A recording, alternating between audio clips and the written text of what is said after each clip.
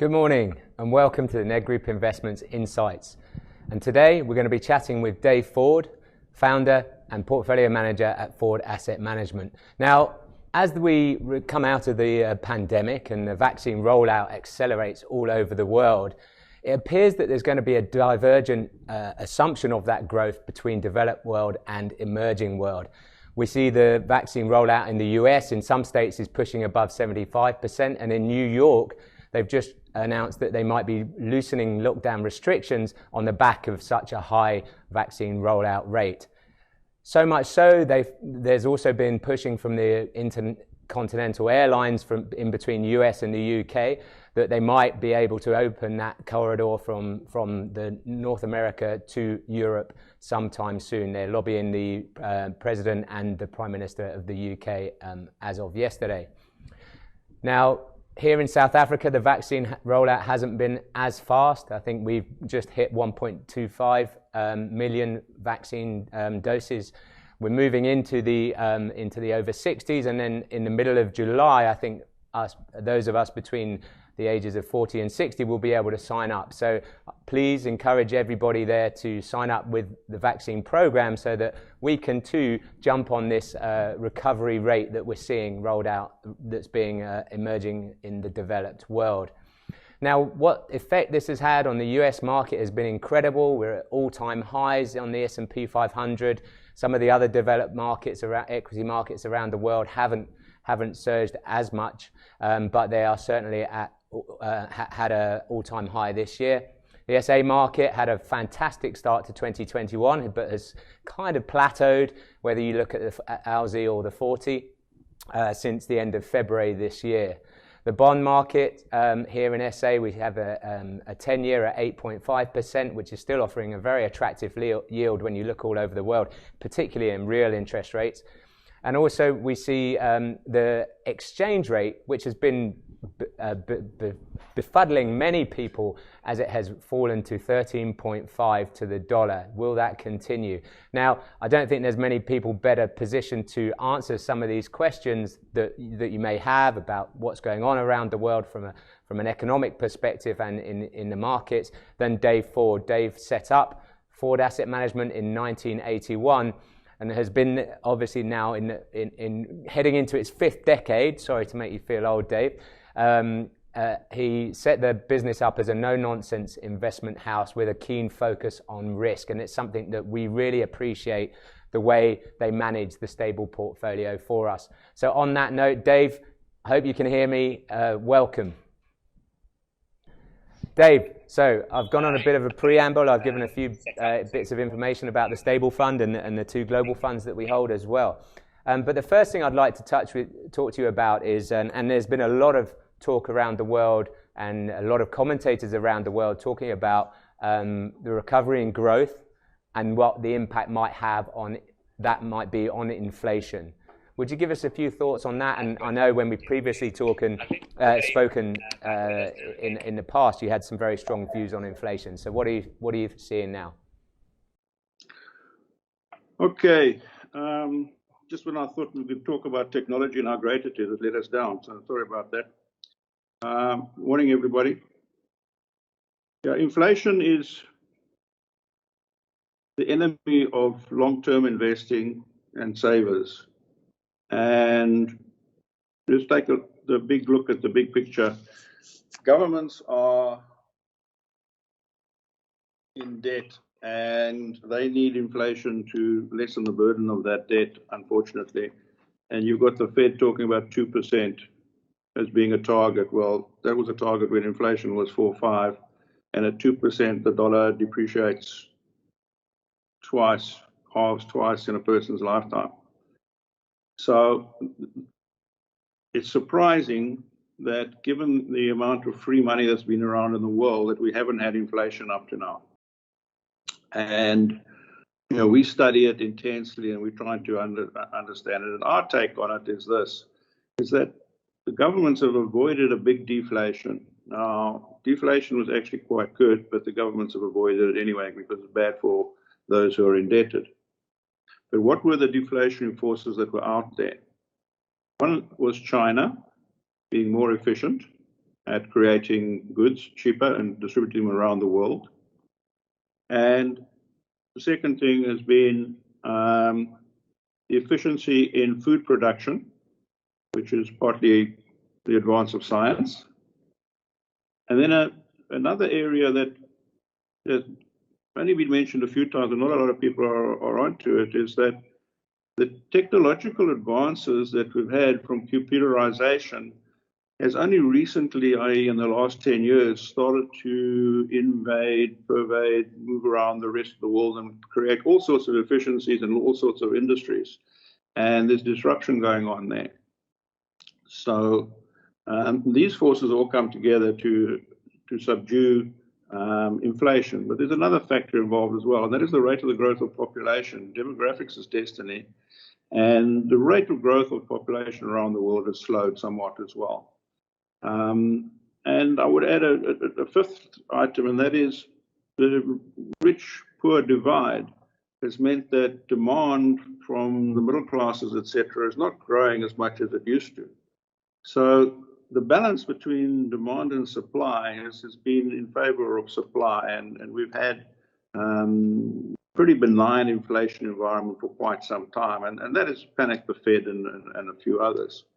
Now, as we move forward, what's happening with all those factors? And is the Fed doing too little too late? Well, the Fed's made it very clear they're not going to increase interest rates because they are scared of the consequences of disrupting the economy and what it does for jobs, etc. So I think from our side, it's pretty clear that the Fed and governments generally will err on the side of inflation and allow inflation to come through because it suits them compared with the alternative. Of course, they're not going to tell everybody that, but I think the signs are there, and so we're worrying about it. But those other deflationary forces are still there. There's still excess supply in a lot of areas. Another element that's created that extra supply has been the cheap money.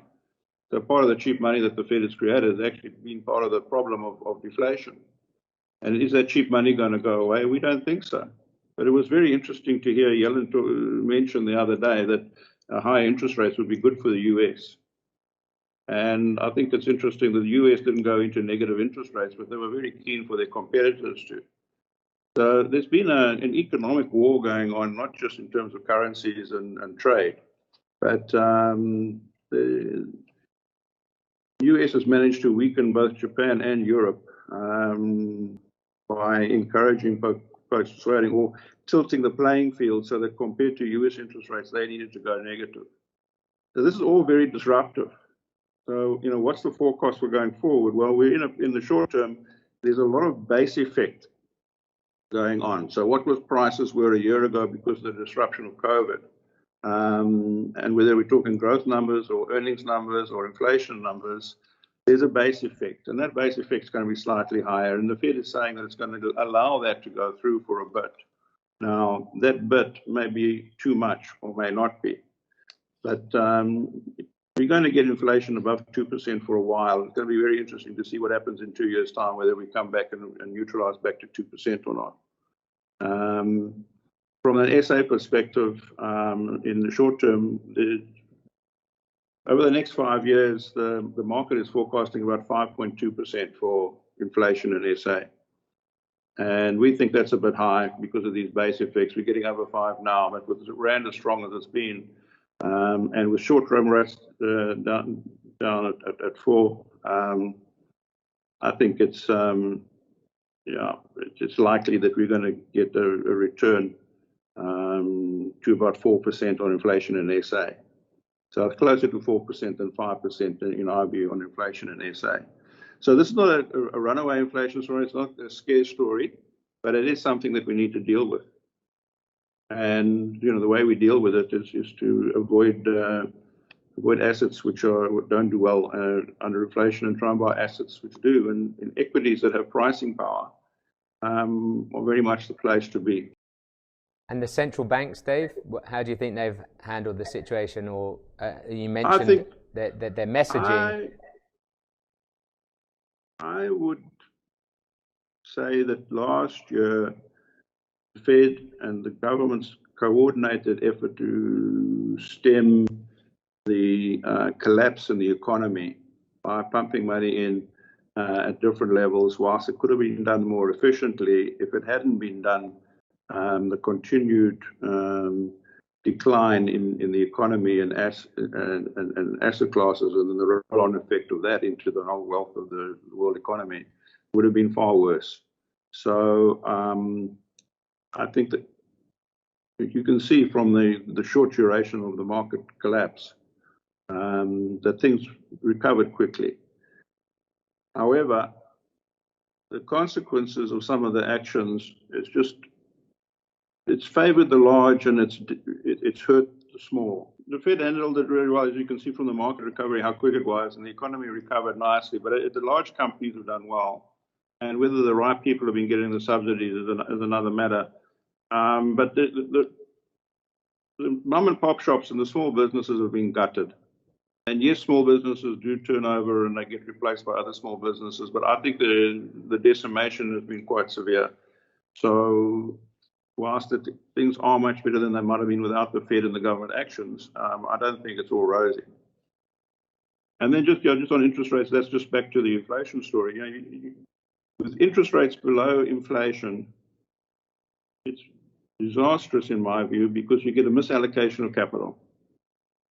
And in China, the interest rates have been positive and they've been real, low real and stable throughout this period. So, who's doing well here? The countries that have been able to give money away with strong balance sheets, and they've been able to hold up their economy. But hasn't been that good for third world economies at all. Thank you. And you said earlier about the impact on deflation that global trade has had. Is that going to be the same into the future, or is there going to be a change in those global trade patterns given what we've seen and also the direction that the US was taking pre the pandemic? I'm very excited about the world as it is at the moment, Rob. There's so much going on. There's so much disruption. And disruption is opportunity. Opportunity to make money and opportunity to lose money. So there's disruption in the cost of money. There's disruption in work from home and lifestyle. There's so many disruptions going on, and tech moving into other industries is creating disruption in those other industries. And so it's a very exciting time. And there's lots of opportunity.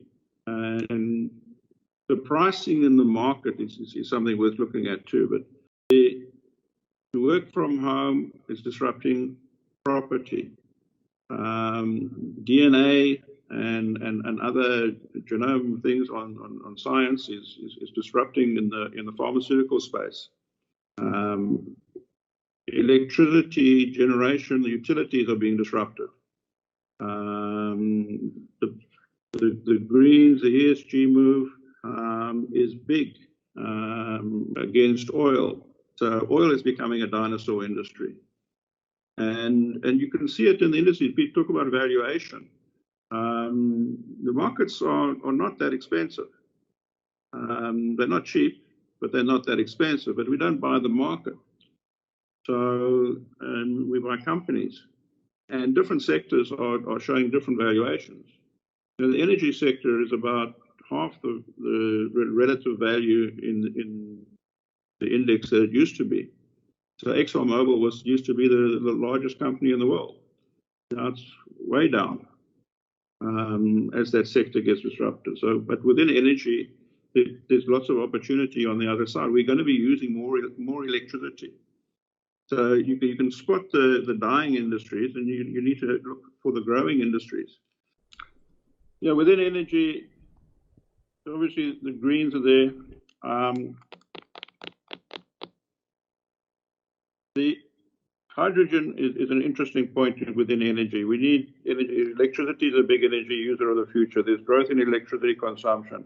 How is that electricity going to be generated? There are lots of different ways of doing it, but we need to be able to save it. And so you want to be in the component manufacturers. You want to be in the battery elements, things like that.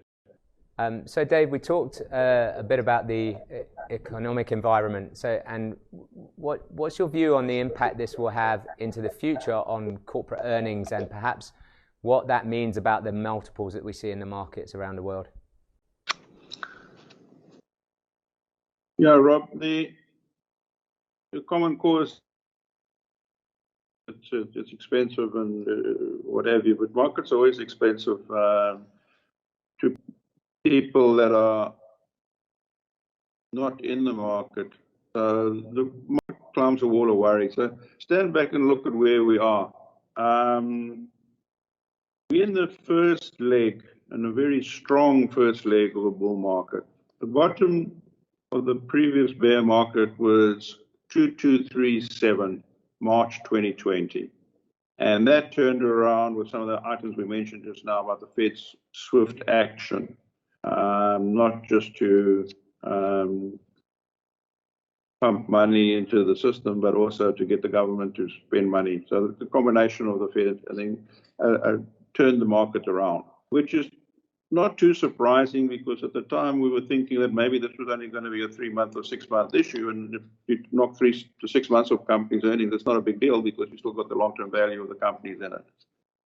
Where are we now? We are well past the problem of the COVID. It's lasted longer than we expected. The major companies have done well in it, but there's been a lot of disruption in other industries and companies. So we're getting the rotation in tech and the calling. So COVID has actually accelerated some of the major trends which were around. And interest rates are low and likely to stay low. And as I mentioned to you before, the 50p is not expensive if interest rates are going to be below 2%, particularly if you're in a company that's growing. Compared with Japan in the 80s, when interest rates were about 5% higher in the States, though at some stages there, the interest rates were closer to 10%, you had 40 PEs, because of the expectation of the earnings to be growing. So the earnings are expected to be growing. We're getting revisions in earnings all the time. A lot of this is base effect. When things settle down, where are we? Well, the S&P is on a 29.9 PE. The MSCI is only on 18.7. So on the earnings yield basis, world equities are more than twice, almost 2.5 times the US 10-year. And I would posit that world equities earnings are likely to grow, whereas I know the US 10-year return is not going to grow over 10 years. So on that basis, the markets are undervalued, so long as the earnings are going to come through. So then the assumption is that the earnings are going to come through. Are the earnings going to come through? But in some industries, yes, and in some industries, no. And it's important to pick which industry. So you've got to try and avoid the Kodaks. You don't want a Kodak moment. And there are a lot of walking dead around in some of those industries out there. So one needs to avoid those and not overpay for the glamour stocks, the glory stocks, which are pushing up the valuation. That S&P value of 29.9 is being pushed up by companies that hardly got any earnings, like Amazon, etc. But outside of that, there are plenty of opportunities. We see value, not cheap value. We don't see cheap stocks anyway, because we were spoiled last year. But I'll just give you a case. 2 years ago, before the collapse in the pandemic, the market was viewed as being overpriced and expensive. And we were able to buy Freeport McMoran at about $8. And it's now $40 odd. So, there's a 5-bagger, and we bought it when the market was expensive. There are lots of other opportunities like that. There's opportunities in biotech, not just the main pharma companies. And I think there's opportunities in utilities. Utilities are very small weighting in the index. They used to be over 10% back in the day, sometimes as much as 15, I think. They're now right down to something like 4%, I think it is. No, they were 4% 10 years ago. They're under 3% now as part of the MSCI index. And they're yielding in places 5-6%. And as utilities are essential, whether it's water or electricity, people are going to be consuming more of it. So they're not going to be negative growth, and they've been priced for negative growth. And part of the reason they've been priced for negative growth is because of the influence of governments making sure that they don't make a huge profit. And yes, they're not going to make super profits like they could in the past, but they have to make profits, otherwise the government's going to have to do the job themselves. The governments don't want to make water and make electricity because they've proved that they've been very bad at it. So in utility space, I think there's opportunity. But we definitely want to avoid the overpriced Amazons, etc. Just come back to technology, and I think whilst you were off earlier, I mentioned the news from the G7 and the attack that they might have on overseas earnings, on particular, they mentioned Amazon, but within the portfolios you do have a lot of exposure to some of the big Chinese tech giants. And one, do you see this as being an ongoing problem for tech companies around the big global tech companies around the world? One, and two, what's different about those Chinese tech companies?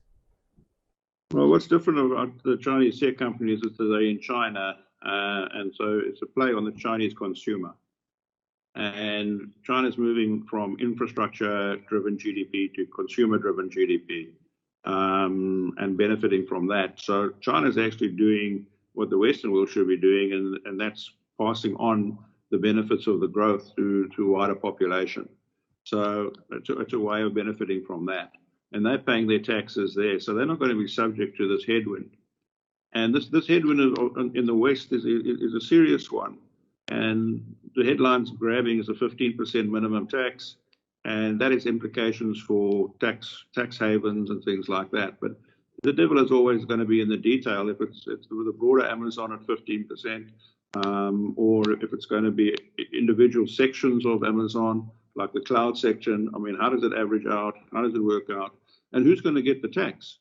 America has won the economic war of the last 20 years, partly because they've got these huge behemoth tech companies, and partly because they're ravaging the savings of the rest of the world without those consumers in the rest of the world paying taxes, or those consumer companies in the United States paying taxes in the countries where the consumers are based. And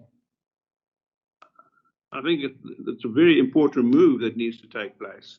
But unfortunately, I don't have a lot of confidence that it's going to be fair and equitable and the money's going to go out.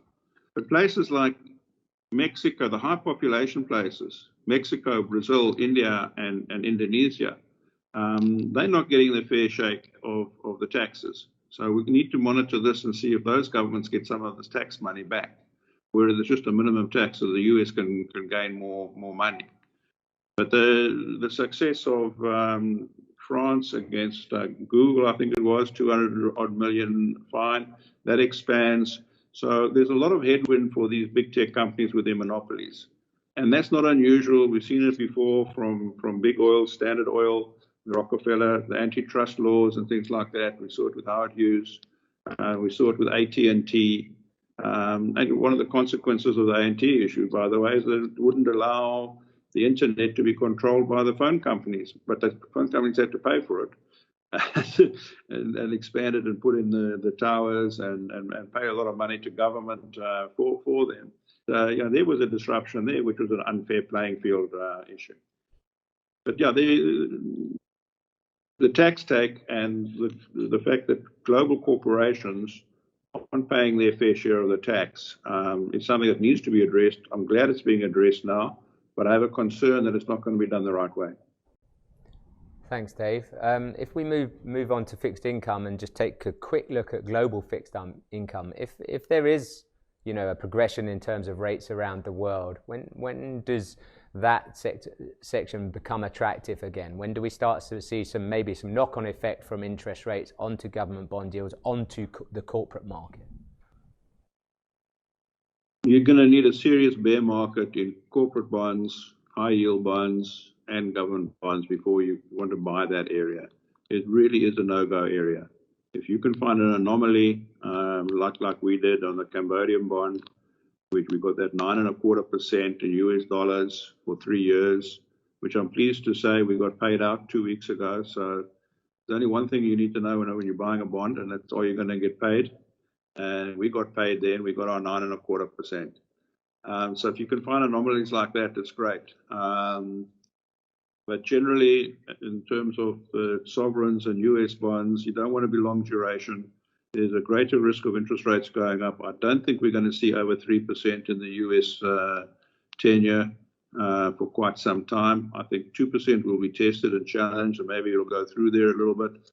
But as long as the 10-year stays below 3, then equities, by comparison, are much cheaper, particularly those equities that have pricing power and are growing their earnings.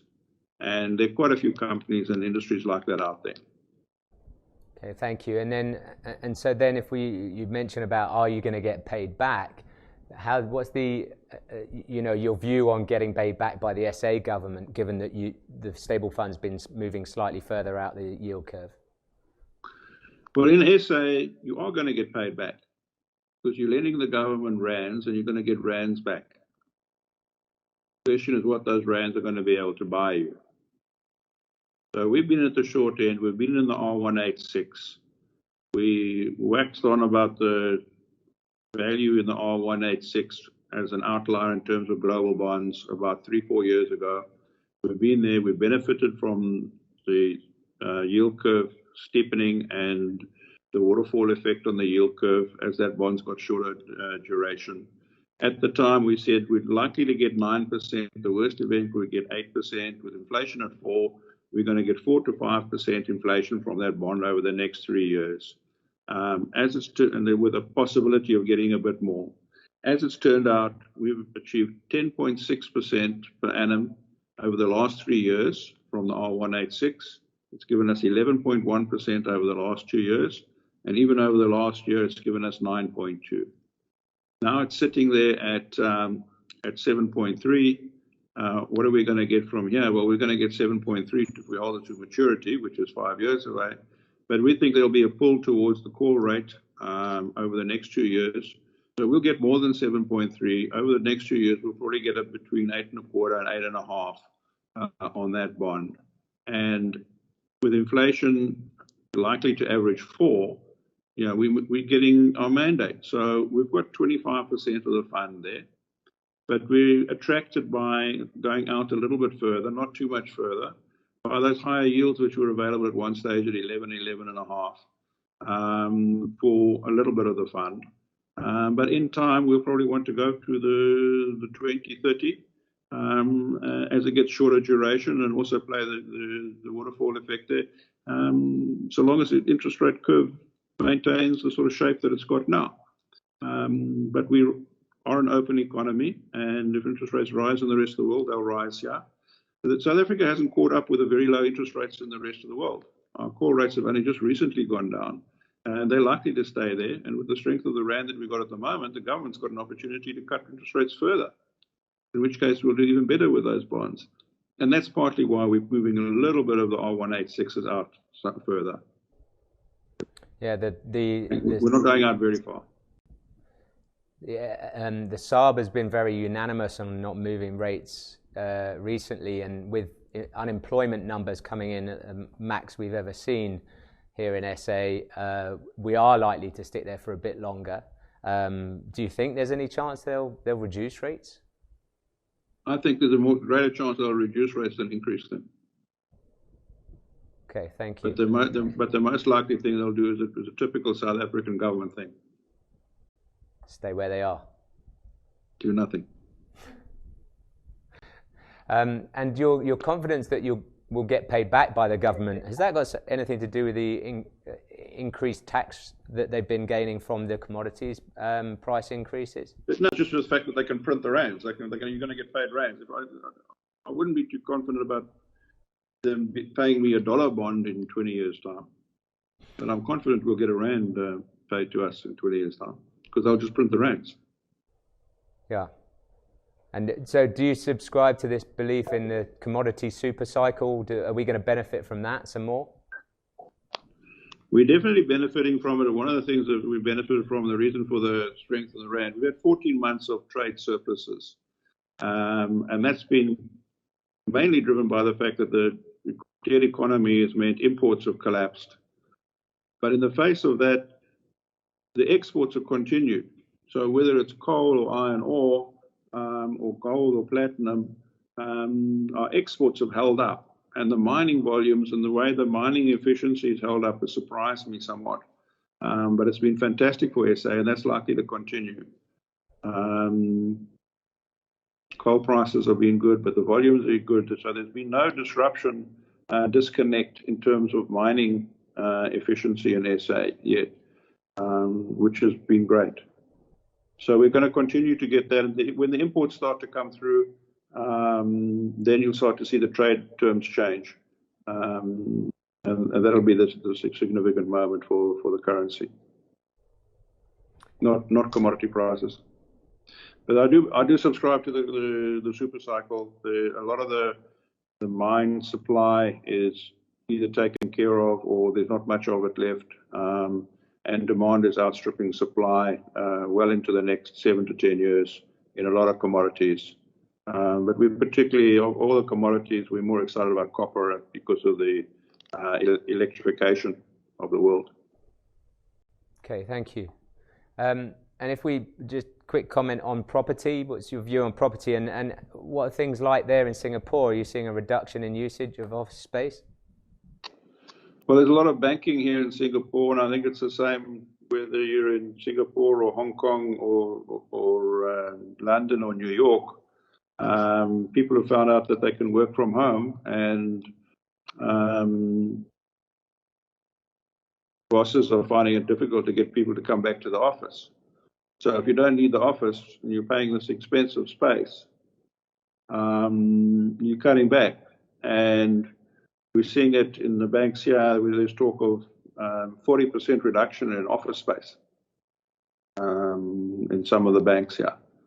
So that they're cutting staff and they're allowing staff to work from home. So the efficiencies of things like this call, which should have been more efficient, apologies for that. Don't know why it's working now. Yeah, one of the knock-on effects of technology and the efficiency within finance and banking is that they need less people in the office and they need less office space. And it's not just banking. That's a standout one where it's obvious. But the banks are big renters of commercial space in the CBD. And it has all this has knock-on effects. You know, when people spend more than an hour going to work and more than an hour getting home from work, and they're doing an 8-hour day, and there's an hour for lunch, so that's 2/7 in efficiency. And technology and the moving around of people and things like that, and the congestion dropping off by people being out, it improves quality of life. And people are going to go for that. And yeah, and the cities have been overtraded and the congestion is a problem. So downtown real estate, particularly for commercial, I think has seen its best days. And yeah. And you know, one of the things on property is it needs to be reinvigorated. So just think about an A-grade office building in 1990, only 30 years ago. It's not A-grade anymore. It's C or probably D-grade, whether it's New York, London, or Hong Kong. So it has a life expectancy of only 20 to 25 years. But people are trading these things on 3 and 4% yields. So the payback's longer than the life of the building. You know, yes, there's a little bit of escalation in there that sorts things out, but no, and that's a problem. That's the problem you see in REITs. They work very well until the depreciation catches up with you, and you've got to buy a brand new building, but you haven't got the capital because you paid out the income. There has been a few additions to the REIT portfolio in South Africa. Do you see in particular, some additional value in that market? Is that why they've come in? Well, let's go. Let's talk about the broader property. So you don't want to be in commercial. You don't want to be in retail because I think malls are a problem. We've been over malled in the rest of the world, and SA in particular, we had too many malls. Where do you want to be in property? Well, the growth area is logistics. So we favour and we're onto logistics. Logistics has been the place to be for the last 10 years, and we've been there for the last 4 or 5. And getting goods to people directly, getting goods to shops faster and quicker, getting more efficient at getting the goods to the general public, all involves logistics and special warehouses, etc., that are run efficiently. And that's where the growth is. That plus storage, which I take as part of logistics. That's been where the main growth area in property, and we've benefited from that. And then you mentioned about... Sorry. Continue to be a growth area for property. Apologies. You mentioned about the upgrading of buildings, and part of that is this demand for green buildings. And again, this is an accelerating topic or trend around the world, is the impact of environmental, social and governance factors on investments. Have you had to change the way you do anything in terms of your investment process to incorporate these factors? Well, yeah, in a lot of ways. ESG, I think, is very important. It's very important to be doing the right thing for the planet. But if you think about it, whose responsibility is it? Is it the government's responsibility or the corporate's responsibility? And I think the correct answer is it's everybody's responsibility. But what's happened is that the governments and corporates haven't done enough. So you're getting a pushback from the individuals, which I think is correct. But if you look at it, I'm for less government. But in this case, I think governments should be doing a lot more. And one's got to ask why they're not, because they often listen to the voters. And the voters have been shouting about this for a long time. So why aren't they? Well, it's because they're deep in it themselves.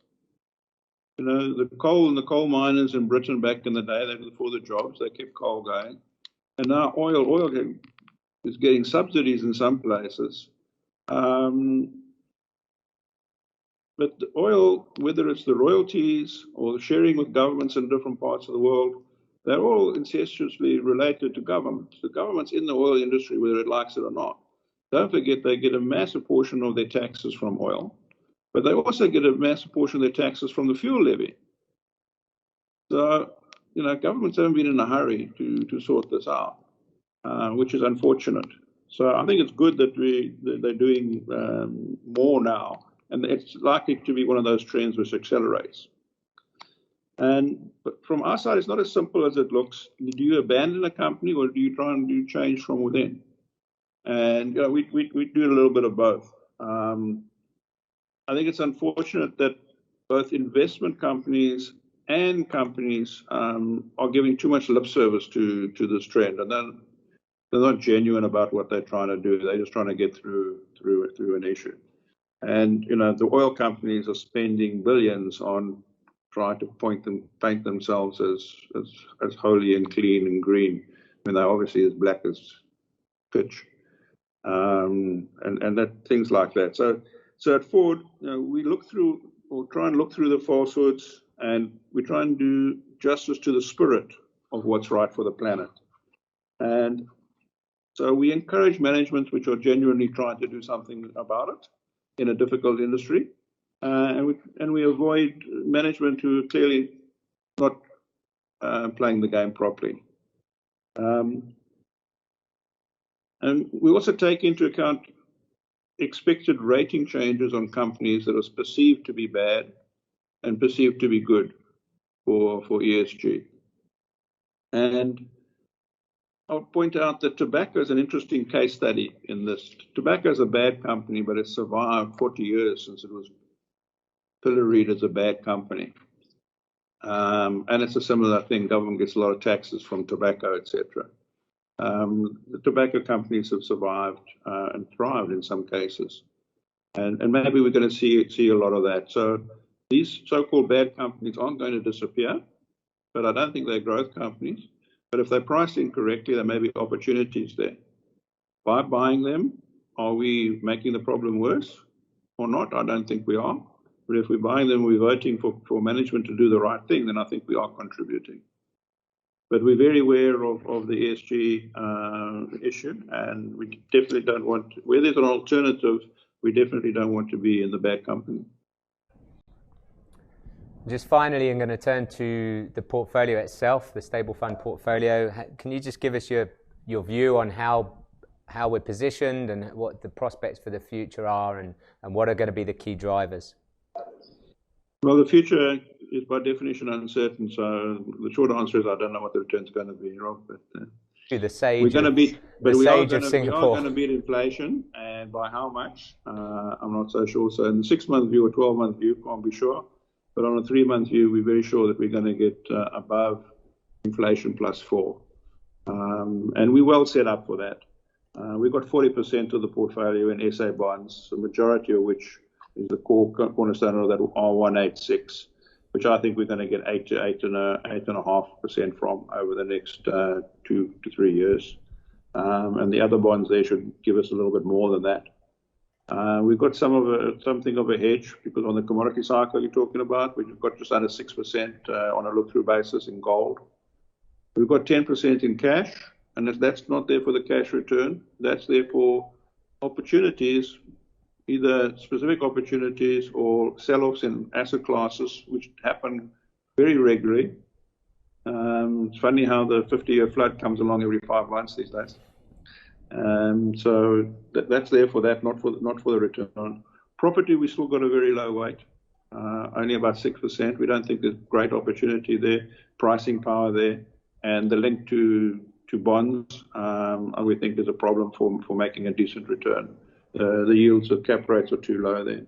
And we've got 14% in SA equity and 24% in global equities on the look-through basis. And very exciting. The S&P is just below its all-time high. Exciting for us. Our global equity fund has gone to a new high. And we expect it to continue to outperform. There's lots of good opportunities there. And we think we're very well positioned to get some good alpha in that fund. And the Foord International Trust is having a fantastic time with the rotation that's taken place out of the overvalued tech stocks into the better pricing power, value part of the market where there's some decent returns. That's been now appreciated in the rotation which has taken place in the last 3-4 months, and that's helped the Foord International Trust get a great return so far this year. And it's well placed and protected. So we've taken advantage of this run in the market that a lot of people thought wouldn't last. Well, we've certainly benefited from your investments and the entire team in SA and Singapore. So thanks for joining us, Dave, and I really appreciate chatting to you today. Thanks, Rob. Thanks, everybody. And finally, then, thank you very much to all of you for joining us today. Thanks to Dave for spending the time with us. And please remember that when you get the opportunity to sign up with the government's vaccination scheme, and maybe we can experience some of this resurgence in growth in South Africa. On that note, have a good day. Thanks very much.